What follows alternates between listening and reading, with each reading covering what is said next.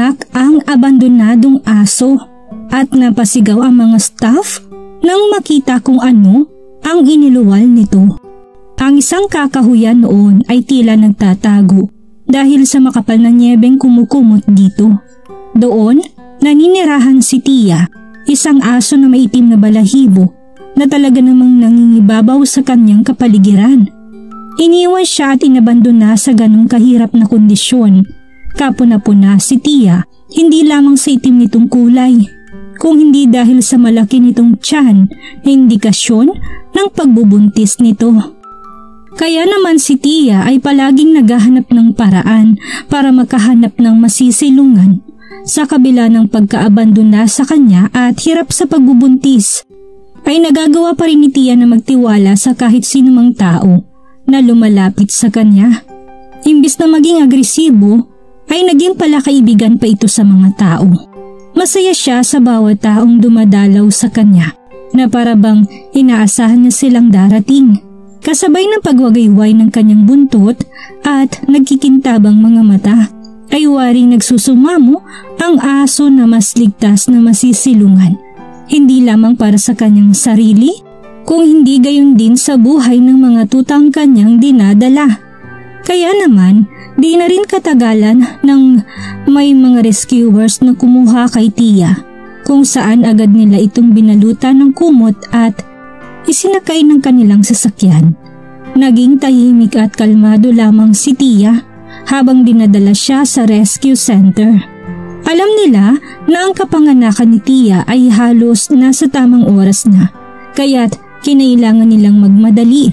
Doon sa rescue center ay napaglaanan si Tia ng isang sulok kung saan komportable itong makakapagpahinga. Nanatili lamang mabait si Tia kahit sa harap ng maraming tao. Ang panganganak nito ay naging sentro ng atensyon. Ang volunteers, staff at maging mga hayop na naruroon ay tila nararamdaman din ang mahirap na sandaling nararanasan ng aso. Mababakas mo sa pagkilos ng aso ang pagkatuwa naman nito sa nangyayari.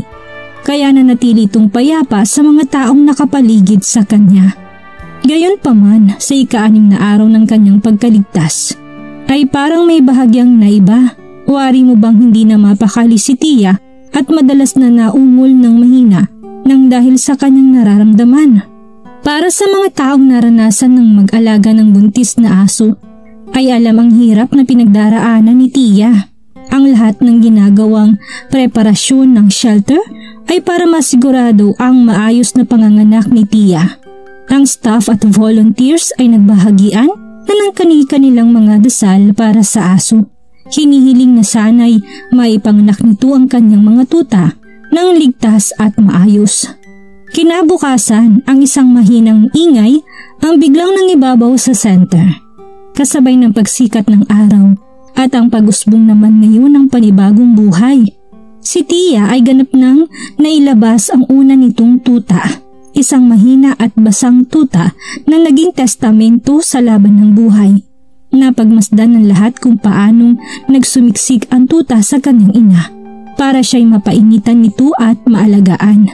Sa kabila naman ng pagod ni Tia sa panganganak ay nagawa pa rin itong bigyan ng wastong pag-aalaga ang kanyang tuta. At sa bawat oras na lumilipas, ang kasiyahan sa kwarto na yon ay mas lalo lamang lumalawak dahil hindi lamang 2 o 3 ang naging tuta ni Tia, kung hindi nagawa nitong magkaroon ng 12 tuta, 6 na lalaki at 6 na babae.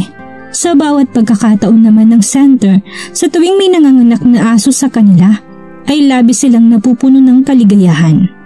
Sa kabila ng biyayang natatanggap ni Tia, ay marami pang naging sorpresang tadhana para sa kanya. Ang inakala nilang 12 tuta ay nasundan pa ng 3 tuta, kaya naging 15 na ang mga ito. Ang balansing bilang ng mga tuta kanina ay napalitan ng 7 lalaki at 8 mga babae.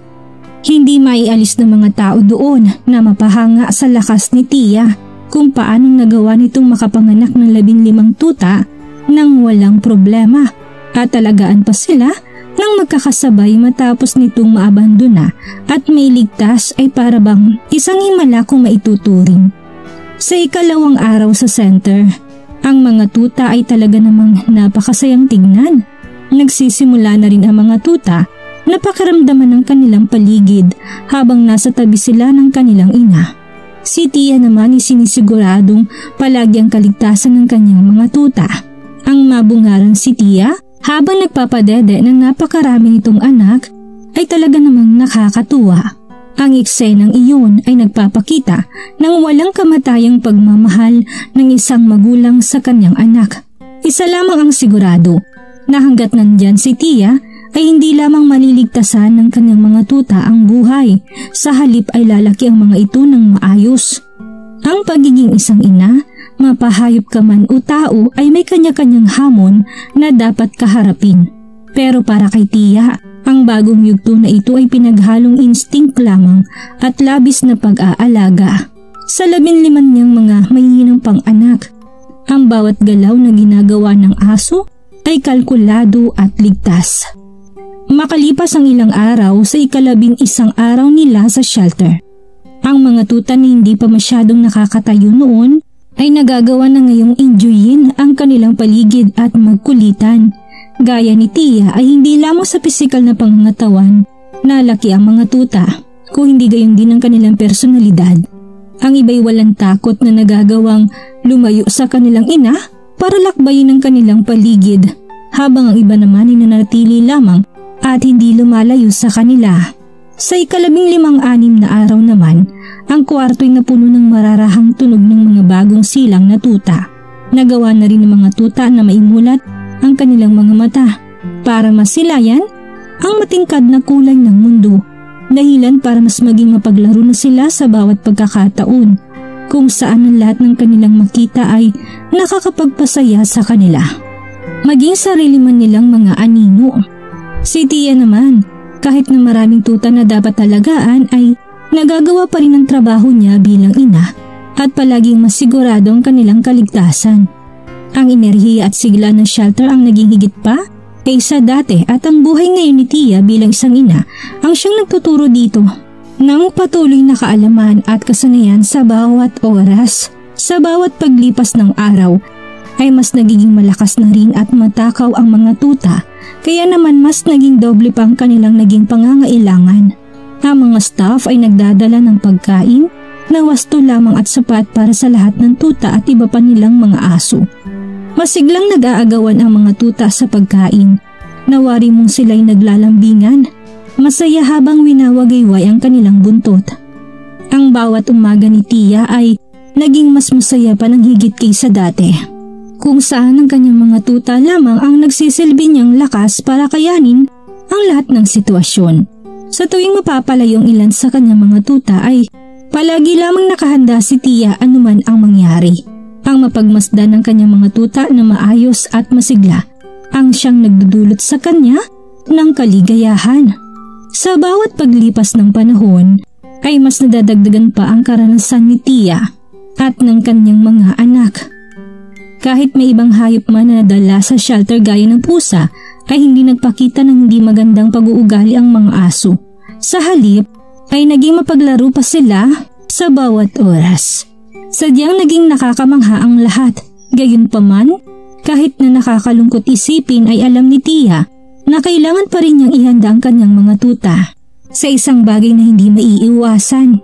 Hindi na rin katagalan na maampon isa-isa ang mga anak ni Tia na alam naman ng lahat na siyang mangyayari pagdating ng takdang araw. Pero masaya na rin si Tia na maramdaman na punta naman ang kanyang mga tuta sa mabubuting mga tao. Nasa ngayon ay kanila na ring magiging bagong pamilya. Ang istorya ni Tia ay hindi lamang kwento ng kalakasan, kundi ng kapangyarihang komunidad at kabutihan sa kapwa, pagkakaroon ng masasayang sandali at pagkakataon sa oras kung kailan hindi mo ito inaasahan.